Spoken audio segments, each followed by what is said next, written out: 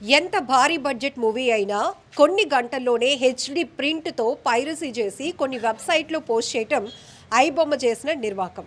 ఇప్పటికే హైదరాబాద్ పోలీసులు ఐబొమ్మపై పూర్తి స్థాయిలో ఫోకస్ పెట్టారు. అనేక మంది నిర్మాతలు కూడా ఇచ్చినటువంటి కంప్లైంట్ ఆధారం చేసుకుని గత 6 నెలలుగా సెర్చ్ చేసినటువంటి పోలీసులకు ఎట్టకేలకు విదేశాల నుంచి వచ్చినటువంటి ఇమంది రవి ఐబొమ్మ నిర్వాహకుడిని అదుపులోనికి తీసుకోవడం జరిగింది. ఆ తర్వాత అతన్ని అదుపులోనికి తీసుకున్న తర్వాత విచారణలో ఆయన వెనకాతలో ఉన్నటువంటి ఇంకా ఎంతమంది గ్యాంగ్ దీనికోసం పనిచేస్తున్నారు ఇవన్నీ కూడా విచారణలో కొనసాగుతున్నాయి.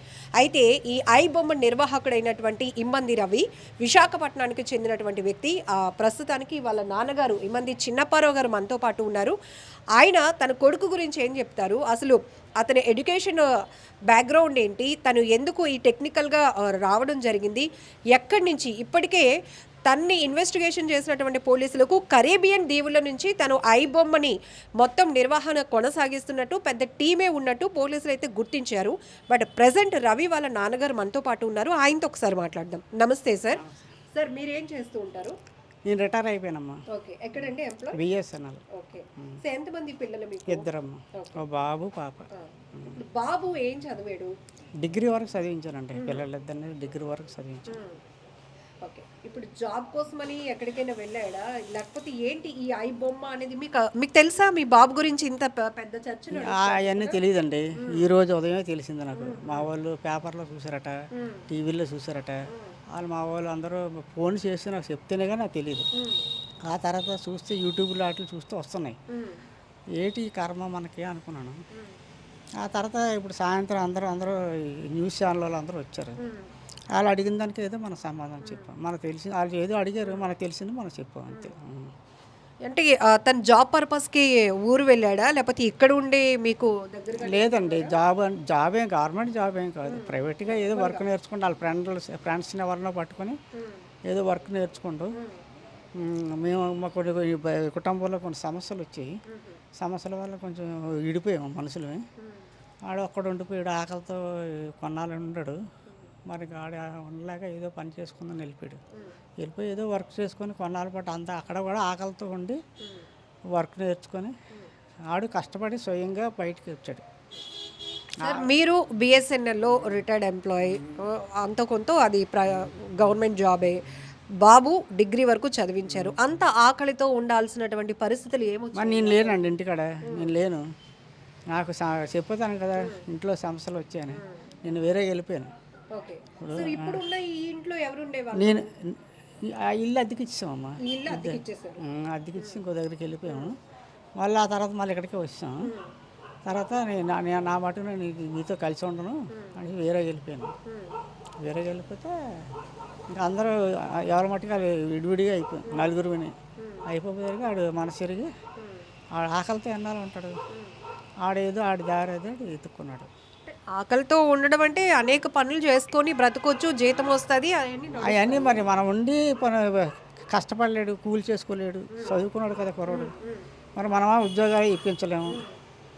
మా డిపార్ట్మెంట్లో చనిపోయిన వాళ్ళకి ఇచ్చారు, అప్పుడు ఆ చనిపోయినా ఇవ్వటం లేదు.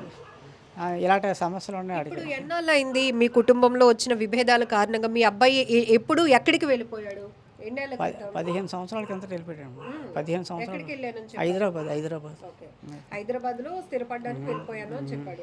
ఈ 15 ఏళ్లలో మీతో రోజు ఫోన్లో మాట్లాడడం?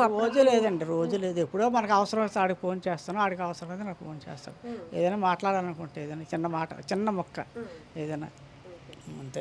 ఇప్పుడు మీ బాబు అరెస్ట్ అయ్యాడు అన్న విషయం, మీ బాబు కోసం 6 నెలల నుంచి హైదరాబాద్ పోలీసులు వెతుకుతున్నారు అన్న విషయం మీకు చెప్తాను కదా, చెప్పాను కదా. ఇప్పుడు తెల్లవారు మా వాళ్ళు అందరూ చెప్తేనే తెలిసింది నాకు. అంతవరకు నాకు తెలియదు. ఎన్నాళ్ళైంది మీ అబ్బాయితో లాస్ట్గా మాట్లాడి? డబ్బులు ఏమైనా పంపుతున్నాడా, సంపాదిస్తున్నా? ఆడు పంపినా నాకు అక్కర్లేదండి. ఆడు పంపడు, నేను అడగను. ఆడు అడగడు, డబ్బులు కావాలని ఆడు అడగడు, నేను అడగను. ఒకవేళ ఆడు పంపించినా నాకు వద్దు. నాకు దేవుడు ఎట్టింది నాకు చాలు మందులకి నాకు తిన్నంతకే సరిపోతుంది. ఇప్పుడు మీ బంధువుల ద్వారానైనా మీ అబ్బాయి ఎందుకు పోలీసులు అరెస్ట్ చేశారు అనే విషయం మీకు తెలుసా? వాళ్ళు వార్తలు ఛానల్ మీనట్టు ఛానల్స్ ఉంటాయి కదా, ఏ చూసి వాళ్ళు చెప్పారు నాకు అంతే. అంటే తెలుసుకోవాలి కదా, మా తెలుసుకోవాలి. అబ్బాయి డిగ్రీ చదివించాను 15 ఏళ్ల క్రితం హైదరాబాద్ వెళ్ళిపోయాను, వాడు ఏం చేశాడని అరెస్ట్ చేశారు అనే విషయం ఏమీ తెలియదు నాకు. వాళ్ళు చెప్పిన తర్వాత ఈ న్యూస్లో ఒకటి వస్తుంది బయటికి, అంతవరకు మనకేమీ తెలియదు. అంటే చిన్నప్పటి నుంచి ఎక్కువగా సంపాదించాలి అనే కాన్సెప్ట్ అలాడదేం లేదండి, అలాడదేం లేదు. టైంకి ఇగో ఈ మాస్టర్ గారు ఈ బడిలో చదివారు కూడా కొన్నాళ్ళు చదివారు సార్. ఈ మాస్టర్ గారు తర్వాత ఈ స్కూల్లో మనిషి ఇంకో స్కూల్ కూడా చదివారు, అక్కడ 10th వరకు చదివారు. ఆ తర్వాత ప్రకాశ్లో ఇప్పుడు ఎంత రవి వయసు? 85లో పుట్టాడమ్మా. మరి ఇప్పుడు ఎన్నానే అయిందో చూడండి, 85లో పుట్టాడు. 37 ఉంటాయి. 37 దాటే ఉంటాయి. పెళ్ళి అయితే అమ్మాయి నేను చూసిన పిల్లకి పెళ్ళికి ఆడికి నచ్చలేదు, ఆడు పిల్లని చూసుకున్నాడు. సరే అయితే నువ్వు నచ్చిన పిల్లని చేస్తాను అనేసి మా పెద్దలు, మా మామయ్యలు, మేనత్తలు, మా అన్నయ్య, మా వదినలు వీళ్ళందరం తీసుకుని వెళ్ళాము. నిశ్చితార్థం చేసాము, మళ్ళీ వచ్చేసాము. మళ్ళీ పెళ్ళికి ముహూర్తాలు వాళ్ళే పెట్టేశారు. పెట్టిస్తే వెళ్ళాము. పెళ్ళి అయిపోయిన తర్వాత నాకు తెలిసిన వాళ్ళు, నాకు కావాల్సిన వాళ్ళు తీసుకెళ్ళాను. పెళ్ళి అయిపోయిన తర్వాత వచ్చేసాం. అంతవరకే మనకి. మీరు చూసిన అమ్మాయి నచ్చలేదు అని ఈ కోపం కూడా మీ మీద ఉందా? కోపమే లేదు, కోపాలు ఏమీ లేవమ్మా, కోపమే లేదు. చేయవలసిన పనులే చేసాం అంతే. ఆడికి పెళ్లి చేయాలి, మన ధర్మం చేసాం. ఆడికి చూసుకుంటూ ఆడికి నచ్చింది, అది మనకి ఇంకా సింపులే కదా చెప్పాలంటే. పోనీ ఇష్టపడిన పిల్లతో కలిసి ఉండాలి కదా, మరి వాళ్ళిద్దరికి ఏమొచ్చిందో విడిపోయారు. సో ఇప్పుడు ఇష్టపడిన అమ్మాయితో కూడా లేడు లేడు. పాప చాలా చుక్కలా ఉంటుందండి పాప. పాప చాలా బాగుంటుంది, అంత అందంగా ఉంటుంది ఆ పాప. చిన్నప్పుడే అంత అందంగా ఉండేది. మరి ఇప్పుడు 7వ సంవత్సరం 8వ సంవత్సరం దానికి. పెద్దయినా మీరు చెప్పండి, ఒక గౌరవమైన వృత్తి మీరు చేస్తున్నారు, రిటైర్ అయ్యారు, నా కొడుకు కూడా అలాగే సెటిల్ అవ్వాలి, మంచి మార్గంలో ఉండాలని అందరూ నేను గవర్నమెంట్ ఉద్యోగం అమ్మా, నాకు బతికినన్నాళ్ళు పెన్షన్ ఇస్తుంది. దానికి అలా కాదు కదా, ప్రైవేట్ పనులే ఎన్నాళ్ళు చేసినా ప్రైవేటే కదా. అలా అని అడ్డగోలుగా వెళ్ళి ఎక్కువగా సంపాదించాలి అలాగా అలా ఆ ఆలోచనే తప్పు. ఇప్పుడు మీ అబ్బాయి ఒక రకంగా ఒక సిస్టమ్ ని బ్రేక్ చేశాడు. మీరు ఎన్నాళ్ళు సినిమాలు చూసేవారు కదా, ఎక్కడికి వెళ్ళి చూసేవారు? టౌన్ అమ్మా, థియేటర్కి వెళ్ళేవారు. థియేటర్కి వెళ్ళేవారు చూసారు, అది నచ్చితేనే. ఓల్డ్ ఎన్టీఆర్ రామారావు అంటే నాకు ఇష్టం. ఆ ఓల్డ్ సినిమాలు వచ్చినా వెళ్తాను, కొత్త సినిమాకి వెళ్ళను. ఎన్టీ రామారావు సినిమాలకి వెళ్తాను, ఇంకో సినిమాకి వెళ్ళను. ఇప్పుడు ఒక సినిమా హీరోలతో కానీ, సినిమా డైరెక్టర్లతో కానీ, సినిమా థియేటర్లతో కానీ మనకంటూ ప్రేక్షకులుగా ఒక బాండింగ్ ఉంటుంది. పలానా జగదాంబ థియేటర్లో ఈ సినిమా ఇన్ని సంవత్సరాలు ఆడింది, నేను ఇన్నిసార్లు చూసాను ఇట్లా. బట్ అలాంటి కనెక్టింగ్ అనేది లేకుండా సినిమా ఏదైతే భారీ బడ్జెట్లతో నిర్మాతలు తీసిన సినిమాల్ని కాపీ చేసి వాళ్ళు చాలా కష్టపడి తీస్తారు, డబ్బులు ఖర్చు పెడతారు, చేస్తారు. దాన్ని కాపీ కొట్టి అది అన్యాయం కదా, అది అన్యాయం అమ్మా. అది ఎవరు చేసిన తప్పే కదా, అది అన్యాయం. అలాంటి పనులే రాంగ్ స్టెప్ అది. ఆ పనులే మంచివి కావు. అలాంటి పనులు ఎవరు చేసిన తప్పే. మన చట్టానికి మనం తల ఒగ్గాలి, కానీ చట్టం కాడ ఇలాగ ఎదురుగా ఉండకూడదు. చట్టం అంత కళ్ళు మూసుకొని ఉండదు కదా. మనం ఏం పని చేసినా చట్టానికి అనుకుగా ఉండాలి. అబ్బాయి రవి సమర్థించుకునే మాటల్లో పేదవాళ్ళు థియేటర్ వరకు వెళ్ళలేకపోతున్నారు, అంతమంది వెళ్ళినా కూడా టికెట్లు కొని పెట్టుకోలేకపోతున్నారు, కాబట్టి నేను ఇలా కాపీలు చేసి పైరసీలతో. పేదవాళ్ళు ఎవరు లేరమ్మా ఈ రోజు. కూలికి వెళ్ళా మగవాళ్ళకి ఆడవాళ్ళకి డబ్బులు ఇస్తున్నాయి.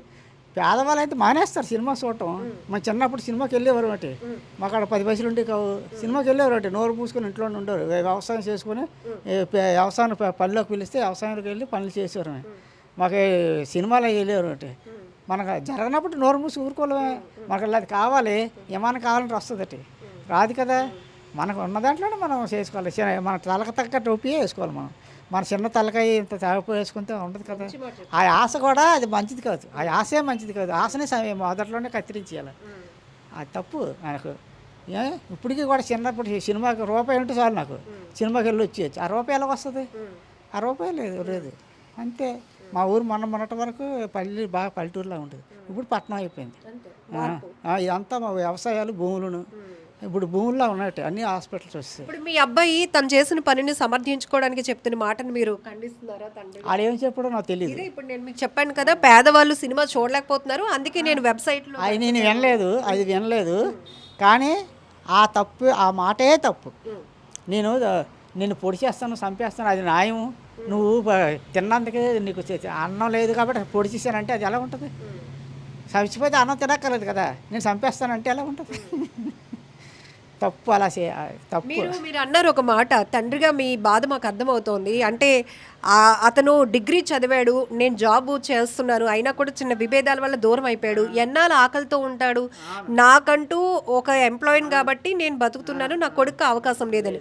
బట్ మీ కొడుకు అకౌంట్లో 3 కోట్ల రూపాయలు ఫ్రీజ్ చేశారు పోలీసులు. ఇది నమ్మసక్యంగా మీరు చెప్తేనే నాకు మైండ్ బ్లాంక్ అయిపోతుంది. రూపాయలు మరి అదే ఊహకి అందలేని మాట నాకు. మరి మీరే కాదు, మీకంటే 3 మంది ముందు వచ్చారు విలేకరులు, వాళ్ళందరికీ అది చెప్పారు. నాకు ఊహ అందని మాట అది. మరి మన తాతలే మహారాజులు కారు, మన రాజులు కారు, ప్యాలెస్లు లేవు, కోట్లాది వందలాది ఎకరాల భూములు లేవు. మరి అలాగని తిన్నందుకు ఇబ్బంది లేదు.